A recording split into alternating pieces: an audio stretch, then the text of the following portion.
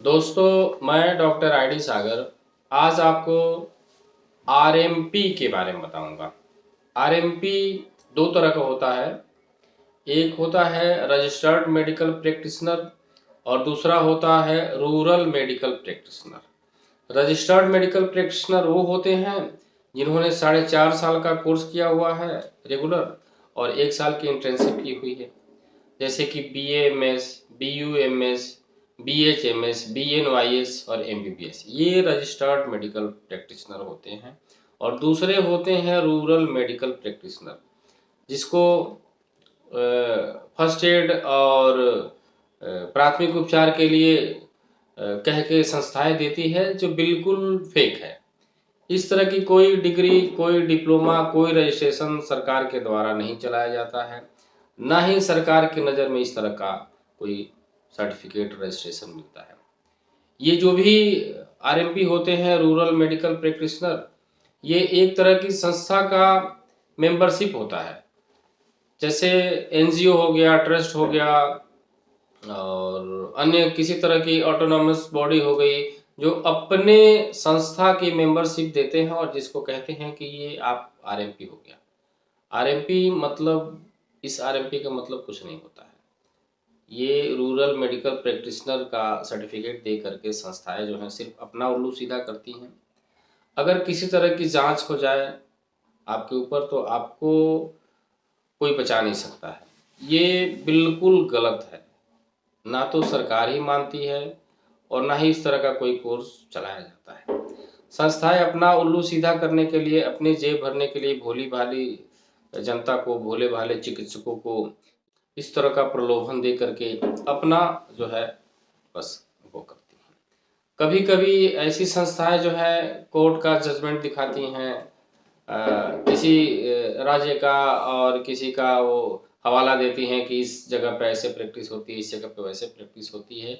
लेकिन अगर सच्चाई देखी जाए तो ऐसा कुछ भी नहीं होता है, क्योंकि ये खुद जो संस्थाएं होती हैं एक बंद कमरे में चलती है, जिसका कोई रिकॉर्ड नहीं होता है, ना गवर्नमेंट के पास और ना कहीं और। ये संस्थाएं जो हैं किसी बंद कमरे में चलती हैं।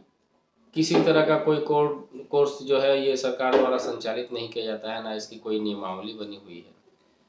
समय समय पे ऐसे चिकित्सकों पे कानूनी कार्रवाई भी होती है, लेकिन उसके बावजूद भी जो है हमारे चिकित्सक बंधु जो हैं थोड़े से पैसे के लालच में और दूसरे के बहकावे में आकर के इस आरएमपी को कर लेते हैं, जिसका नतीजा जो है उनको भुगतना पड़ता है।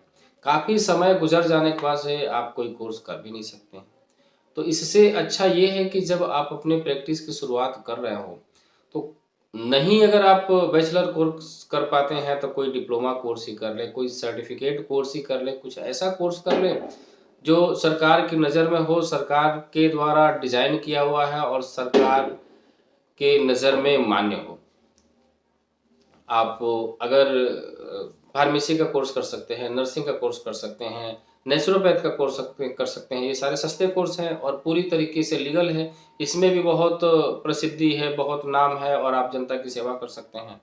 तो दोस्तों, मेरे प्यारे चिकित्सक बंधुओं, आप किसी तरह के झांसे में ना आए, ना किसी संस्था के, ना किसी व्यक्ति के। आप खुद का अपना विवेक इस्तेमाल करें और देखें, समझें और ऐसे फर्जी और फेक सर्टिफिकेट, डिप्लोमा कोर्सों से सावधान रहें। अपने भविष्य को बताएं, अपनी प्रतिष्ठा को बचा कर रखें। ऐसे फर्जी आरएमपी कोर्स को ना करें और कोई अच्छा सा कोर्स कर लें और अपनी जीविका को अच्छे से चलाएं, अपनी प्रसिद्धि को बढ़ाएं। और मैं समय समय पर आपको ऐसी जानकारी देता रहूँगा। अगर मेरे वीडियो बनाने में कहीं किसी तरह की कमी नज़र आ रही हो, मेरी जानकारी में किसी तरह की कमी नज़र आ रही हो, तो आप कमेंट करके हम बता सकते हैं।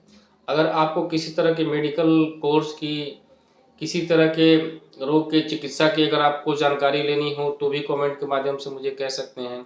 नंबर पे कॉल कर सकते हैं। हॉस्पिटल का टाइम होता है 10 बजे से, तो उससे पहले आप कॉल करके हमसे जानकारी ले सकते हैं, या फिर रात में 8 बजे के बाद कॉल कर सकते हैं।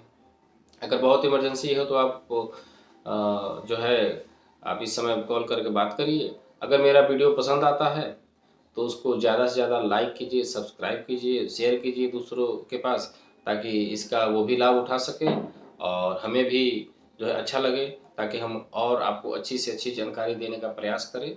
धन्यवाद।